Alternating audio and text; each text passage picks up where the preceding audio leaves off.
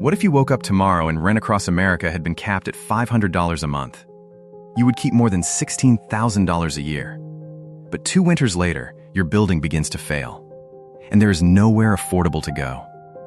Before the new law, you earned about $3,200 a month after taxes.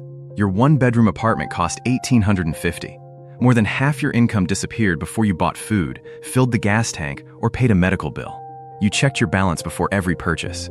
You heard your brakes grinding and hoped they would survive another month. You delayed the dentist. You removed groceries from your cart before reaching the register. You told friends you were busy when the truth was that you could not afford to show up. Rent did not simply take your money.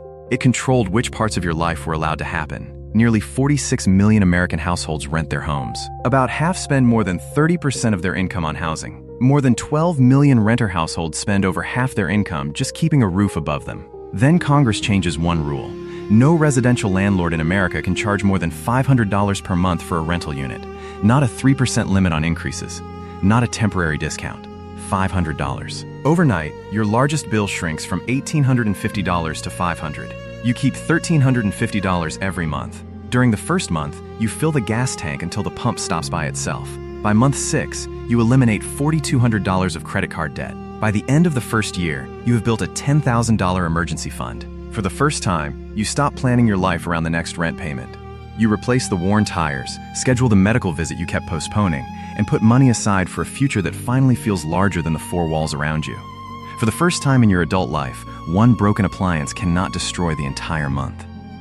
The money gives you something more valuable than comfort. It gives you leverage. Your manager asks you to work another weekend. You say no. A better job appears across town. You can consider it. Housing costs do not only make people poor, they make people easier to control, and the $500 cap returns some of that control to you. You stay near work. Your children remain in the same school, and older neighbors are no longer pushed out overnight. You begin to believe the system has finally chosen the worker over the owner. The law did not merely save your wallet, it returned your life. But while your bank balance is recovering, the building's bank balance is collapsing. Your apartment used to generate $1,850 a month. Now it generates $500. Revenue falls by more than 70%. Property taxes, insurance, loan payments, heating fuel, replacement parts, and emergency repairs do not fall with it. The income collapses. The expenses remain. The first thing to disappear is not the mortgage payment. It is maintenance. A leak stains the lobby ceiling. The hallway begins to smell damp. Trash sits longer before collection. You call the management office. The voicemail box is full. Then a new charge appears on your bill, $150. Mandatory building services. Those services appear to include 1 dark hallway, 2 broken lights, and a plastic plant. Your legal rent is still $500. Your housing cost has simply found another entrance. Some owners add hidden fees. Some convert apartments into short-term rentals. Some sell. Some keep empty units locked rather than rent them for $500. Developers begin freezing projects because the expected income no longer covers land, labor, materials, financing, and insurance. The weakest buildings fail first. The most indebted owners fail first. You cannot see the missing homes yet. They exist as permits never filed and construction sites that never open. You still have your protected apartment. You are still saving money. You still believe you won. Then the second winter arrives. It is January in Chicago. Outside, the temperature falls to 15 degrees below 0 Fahrenheit. At 2 in the morning, the central heating system makes a hard metallic sound. Then it stops. You wake up because the room feels wrong. You can see your breath inside the bedroom. You touch the radiator. It is cold. You call the landlord. No answer. You call the building's emergency number. The line has been disconnected. By morning, pipes inside the wall freeze. Then they burst. Water runs through the ceiling. Paint swells. Drywall softens. You buy a portable heater. 3 days later, the old electrical system overloads. The building loses power. No heat. No reliable electricity. No running water after the damaged pipes are shut down. Your neighbors sleep in coats and heavy blankets. They use candles for light. The city gives you a complaint number. Then you learn that the owner has filed for bankruptcy. The lender is taking control. And while lawyers argue over responsibility, nobody is paying for the repair. You receive several explanations. None of them produces heat. You decide to leave. You have $10,000 in savings. You open a rental website and search nearby. Nothing appears at your price. You expand the area. One safe apartment finally appears. 20 minutes later, the counter shows 327 applications. Why would anyone voluntarily give up a $500 lease? At the same time, fewer new apartments are being built. The rare units that become available turn into competitions. Landlords demand excellent credit, high income, bank statements, background checks, references, and application fees. And in the black market, illegal cash payments just to receive the key can reach $15,000. You have $10,000 saved. It is still not enough to enter a safe building.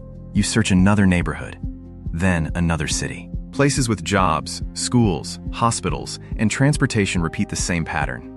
The official rent is cheap. The available apartment barely exists.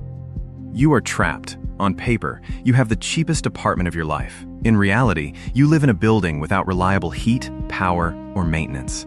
You have the right to leave. There is simply nowhere to go. At first, $500 meant freedom. Now it is the lock on the door.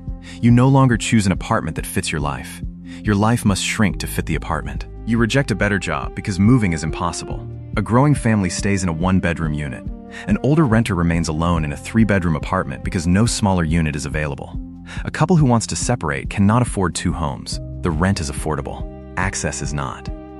Then the crisis spreads beyond your building. Hospitals struggle to recruit workers who cannot find nearby housing. Schools lose teachers who cannot move into the district. Restaurants cannot fill shifts. Commutes grow longer. Jobs remain open because workers cannot reach them without surrendering the lease that protects them. Smaller landlords begin selling. Large companies survive longer because they have cash, lawyers, and hundreds of properties over which to spread the losses. A law meant to weaken powerful owners may help them buy the buildings their smaller competitors can no longer keep. Tenants remain protected for the moment, but control of the housing market becomes more concentrated. After several years, neighborhoods with many neglected buildings begin losing value. As assessed property values fall, the city collects less tax from the same areas that now need the most help. Streetlights are repaired more slowly. Trash stays outside longer. Bus service becomes less frequent. Emergency services respond more slowly as budgets tighten. You still have thousands of dollars in the bank, but the building, the block, and the services around you are weakening. The law protected one line in your budget. It did not automatically protect the system around that line. This does not mean renters should remain exposed to unlimited increases. A family should not lose its home because rent jumps 20%. A worker should not surrender most of every paycheck just to remain indoors. But a low price ordered by law does not repair a furnace. It does not replace a pipe. It does not pay an electrician. And it does not turn one apartment into 2. When the law forces one number down while every other cost remains high, the pressure does not disappear. It moves. From your bill to the building. From the building to the owner. From the lender to the lender. From the lender to the city. And eventually, back to you. If you could change only one rule tomorrow, what would it be? Let the market decide and risk pricing millions of people out. Cap rent at $500 and risk buildings no longer functioning? Or create a third rule? One that protects the people inside without abandoning everyone still waiting outside? One change. Real consequences.